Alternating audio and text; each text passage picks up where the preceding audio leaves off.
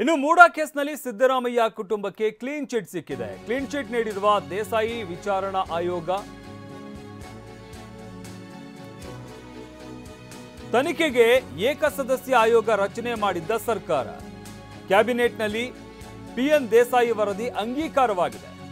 CM Siddaramaiah ಮತ್ತು ಕುಟುಂಬಕ್ಕೆ ಈ ವರದಿಯಲ್ಲಿ ಕ್ಲೀನ್ ಚಿಟ್ ನೀಡಲಾಗಿದೆ. ಮೂಡಾ ಕೇಸ್ಗೆ ಸಂಬಂಧಪಟ್ಟಂತೆ ಸಿದ್ದರಾಮಯ್ಯ ಕುಟುಂಬಕ್ಕೆ ಕ್ಲೀನ್ ಚಿಟ್ ನೀಡಲಾಗಿದೆ. ಕ್ಲೀನ್ ಚಿಟ್ ನೀಡಿರುವ ದೇಸಾಯಿ ವಿಚಾರಣಾ ಆಯೋಗ ತನಿಖೆಗೆ ಏಕಸದಸ್ಯ ಆಯೋಗವನ್ನ ರಚನೆ ಮಾಡಿದ್ದಂತಹ ಸರ್ಕಾರ. ಈ ಬಗ್ಗೆ ತನಿಖೆ ಮಾಡಿದ್ದಂತಹ ಆಯೋಗ ಪಿಎನ್ ದೇಸಾಯಿ ವರದಿಯನ್ನ ಅಂಗೀಕರಿಸಲಾಗಿದೆ. ಸಿಎಂ ಸಿದ್ದರಾಮಯ್ಯ ಮತ್ತು ಕುಟುಂಬಕ್ಕೆ ಈ ಮುಖಾಂತರ ಕ್ಲೀನ್ ಚಿಟ್ ಸಿಕ್ಕಿದೆ. ಇನ್ನು ಮೂಡಾ ಕೇಸ್ನಲ್ಲಿ ಸಿಎಂ ಕುಟುಂಬಕ್ಕೆ ಕ್ಲೀನ್ ಚೀಟ್ ಸಿಕ್ಕಿರುವಂತಹ ವಿಚಾರಕ್ಕೆ ಸಂಬಂಧಪಟ್ಟಂತೆ ಕ್ಲೀನ್ ಚೀಟ್ ನೀಡಿದ್ದಕ್ಕೆ ದೂರುದಾರ ಸ್ನೇಹಮಯಿ ಕೃಷ್ಣ ಬೇಸರ ಹೊರಹಾಕಿದ್ದಾರೆ.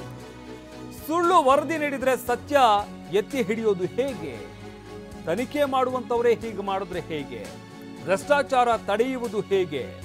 ಮನಸ್ಸಿಗೆ ಬಹಳ ನೋವಾಯಿತು. ಸಾಮಾಜಿಕ ಜಾಲತಾಣದಲ್ಲಿ ಬೇಸರ ವ್ಯಕ್ತಪಡಿಸಿದ್ದಾರೆ ಸ್ನೇಹಮಯಿ ಕೃಷ್ಣ.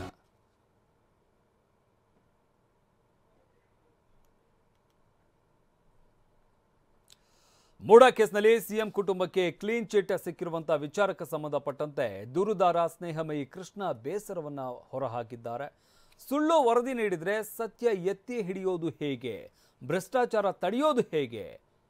ಈ ವರದಿಯನ್ನು ನೋಡಿ ಮನಸ್ಸಿಗೆ ಬಹಳ ನೋವಾಯಿತು ಅಂತ ಸಾಮಾಜಿಕ ಜಾಲತಾಣದಲ್ಲಿ ಬೇಸರವನ್ನು ವ್ಯಕ್ತಪಡಿಸಿದ್ದಾರೆ ಸ್ನೇಹಮಯಿ ಕೃಷ್ಣ.